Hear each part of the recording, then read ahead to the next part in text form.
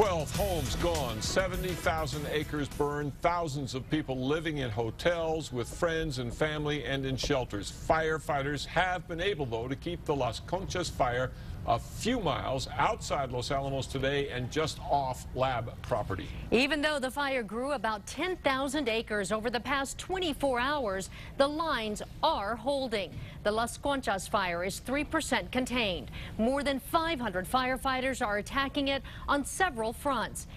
Chiefly the Valles Caldera Bandelier National Monument, the Pajarito ski area, and around the lab. It's been a very active afternoon. Today, firefighters conducted a burnout operation along Highway 501, and since that started, we've seen these massive plumes of smoke heading west and north away from town. We have complete coverage from the threat to Los Alamos and the lab to what the people who have been evacuated are up against still. News 13's Jeff Todd begins our team coverage from Los Alamos.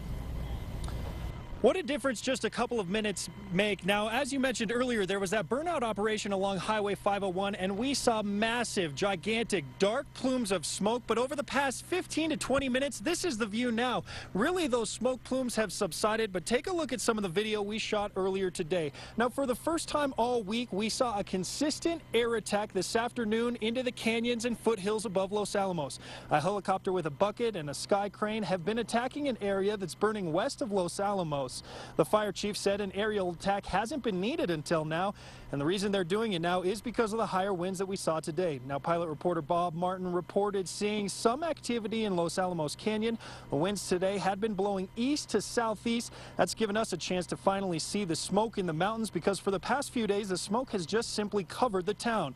Now, the wind is also pushing that smoke into the mountains north of here, and people in those communities are now reporting heavy smoke. Now, this is a look towards the north. We're in the westernmost neighborhood here in Los Alamos, and earlier today we were able to see some ridge lines in this area. Today that's just simply not possible. Now we're going to meet with the fire chief again in about an hour and a half and ask how those burnout operations went and if there was any activity in Los Alamos Canyon. As we mentioned yesterday, there's a lot of dangers in there, a lot of fuel close to town that could present a real problem. We'll bring you that later tonight. Back to you. All right, Jeff, a lot of people waiting for information, desperate for it. We will stream that news conference with the fire chief live on our website, krqe.com.